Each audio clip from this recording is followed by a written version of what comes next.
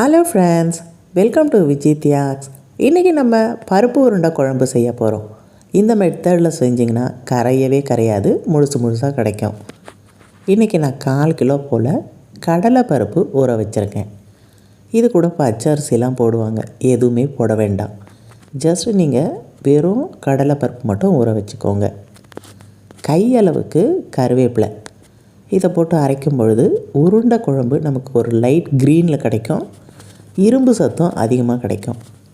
2 spoon போல் சோம்பு, 5 பச்சை மிளகாய், இந்த 4 ஐட்டமும் போட்டு அரைச்சிக்கலாம். கொஞ்சமாக உப்பு போட்டுக்கோங்க. சோம்பு இந்த அளவுக்கு போட்டிங்கன்னா பருப்பு உருண்டை குழம்பு வாசனையாக இருக்கும். ஜீரணத்துக்கு ரொம்பவே நல்லது. அதுக்காக கண்டிப்பாக சோம்பு போட மறக்காதீங்க. இந்த ஸ்டைலில் செய்திங்கன்னா முழுசாக பருப்பு உருண்டை பார்த்திங்கன்னா கரையாமல் இருக்கும்.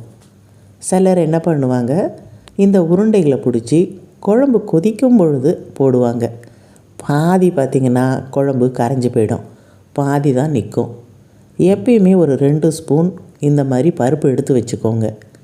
உப்பு போட்டு இதெல்லாம் அரைச்சிட்டு முழு பருப்பை கொஞ்சம் போட்டு மிக்ஸ் பண்ணிவிட்டு அதுக்கப்புறம் உருண்டை வேக வச்சுக்கோங்க.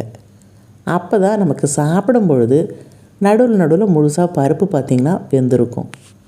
ஸோ இதை மாதிரி ஒரு உருண்டையாக பிடிச்சிட்டு இட்லி தட்டில் என்ன பண்ணுங்கள், கொஞ்சமாக எண்ணெய் தடவிட்டு அதில் வச்சு ஒரு 10 நிமிஷம் வேக வச்சு எடுத்துக்கோங்க. கண்டிப்பாக ஒரு 2 ஸ்பூன் கடலைப்பருப்பு முழு பருப்பு போட மறக்காதீங்க. ரொம்ப நைஸாகவும் அரைக்கக்கூடாது, குறன்னு இருக்கணும். 5 பச்சை மிளகாய் போட்டிருக்கோம், காரமாக இருக்குமோ அப்படின்னு நினைப்பீங்க.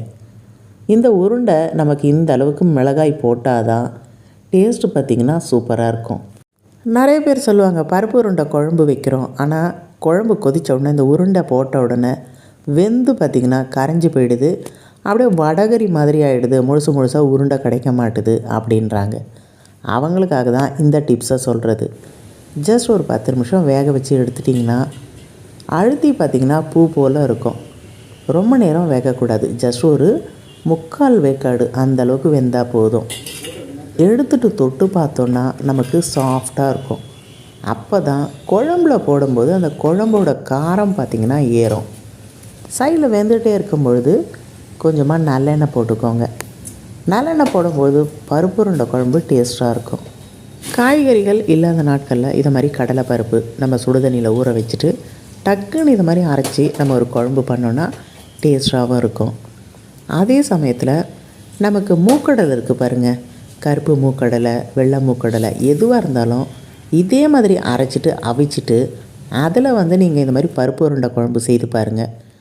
இப்போ நார்மலாக நம்ம கடலை பருப்பில் செய்கிறோம்ல, அதோட மூக்கடலை வச்சு செய்யும்பொழுது இன்னும் டேஸ்ட்டாக இருக்கும். சத்துக்களும் அதிகம். நல்லா ஒரு கையளவுக்கு வெங்காயமும் ஒரு கையளவுக்கு தக்காளி போட்டு நல்லா வதக்கி எடுத்துக்கலாம். ஸோ இங்கே வெந்துகிட்டே இருக்கும் பொழுது நம்ம குழம்பு ரெடி பண்ணிவிடுவோம். நார்மலாக நீங்கள் காரக்குழம்பு எப்படி வைக்கிறீங்களோ அதே மாதிரி தான். ரொம்ப நேரம் உருண்டை வேகக்கூடாது, ஒரு 5 நிமிஷம் வெந்தால் போதும். 3/4 வேக்காடு வெந்துடும். எடுத்து பார்த்திங்கன்னா அதுமாரி நல்லா அழுந்தது பாருங்கள், புஸ்ஸுன்னு. அப்போ தான் இந்த குழம்பை பார்த்திங்கன்னா இந்த உருண்டை உறிஞ்சி இருக்கும். உருண்டையும் டேஸ்ட்டாக இருக்கும், உருண்டையும் பார்த்திங்கன்னா கரைஞ்சி கொடுக்காது. இதுதான் பருப்பு உருண்டை குழம்பு செய்யும் பொழுது முக்கியமான டிப்ஸு. அப்படியே நம்ம பச்சையாக உருண்டையாக பிடிச்சா கரைஞ்சிரும். முழுக்க வேக வச்சிட்டிங்கன்னா காரம் ஏறாது. இதை மாதிரி ஒரு 3/4 வேக்காடு வெந்த பிறகு எடுத்துகிட்டு போட்டிங்கன்னா கரைஞ்சும் கொடுக்காது, அந்த பருப்பு உருண்டைக்குள்ளே காரமும் ஏறும். இந்த டிப்ஸு படி நீங்கள் ஒரு டைம் பருப்பு உருண்டை குழம்பு செய்து பாருங்கள், அட்டகாசமாக இருக்கும். தேவையான அளவுக்கு குழம்பு மிளகாய்த்தூள்.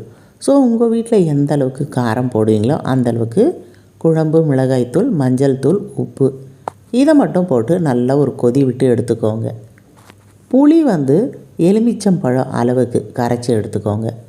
அதை ஊற்றிட்டு இந்த மிளகாய்த்தூளோட பச்சை வாசனை போது பாருங்கள், அந்த டைமில் என்ன பண்ணுங்கள், இந்த உருண்டைகளை போட்டுட்டு கூடவே ஒரு அரை மூடி அளவுக்கு தேங்காய் நல்லா இதை நைஸாக வெண்ணெய் பதத்துக்கு அரைச்சி அதையும் ஊற்றிக்கோங்க. இந்த ஸ்டைலில் செய்யும் பொழுது சாதம்னு இல்லை, நம்ம இப்போ சப்பாத்தி, பூரி, இட்லி, தோசை, இடியாப்பம் எல்லா டிஃபனுக்கும் பார்த்திங்கன்னா அட்டகாசமாக இருக்கும். ஒரு 10 நிமிஷம் குழம்பு கொதிக்கட்டும். அதுக்கப்புறம் நம்ம எடுத்துகிட்டு ஃபஸ்ட்டு பார்த்திங்கன்னா இதில் நம்ம உருண்டைகள் வேக வச்சுருக்கோம்ல, ஒரு 50% குக் பண்ண உருண்டையே போதும். இதில் போடும்பொழுது இன்னும் ஒரு 50% குக் ஆகிடும். இதனால் என்ன ஆகிடும், நல்லா காரமும் ஏறிடும். நமக்கு உருண்டைகளும் பார்த்திங்கன்னா முழுசு முழுசாக இருக்கும்.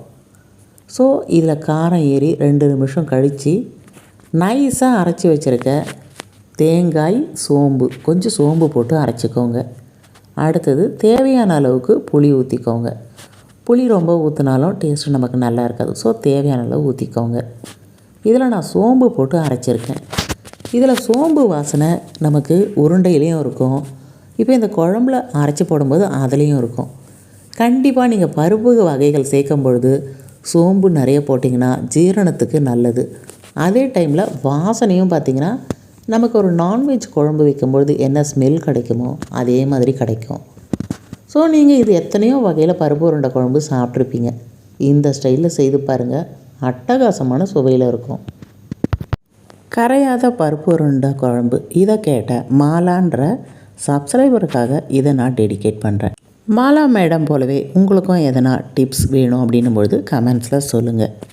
இன்றைக்கி நான் செய்திருக்க இந்த கீ ரோஸ்ட்டுக்கு இந்த பருப்பு உருண்டை குழம்பு சூப்பராக இருக்கும். இதில் நீங்கள் பட்டை அதை மாதிரி தாளிக்கும் பொழுது இன்னமும் வாசனை நல்லாயிருக்கும். ஸோ ஜஸ்ட்டு நான் சோம்பு மட்டும்தான் போட்டிருக்கேன்.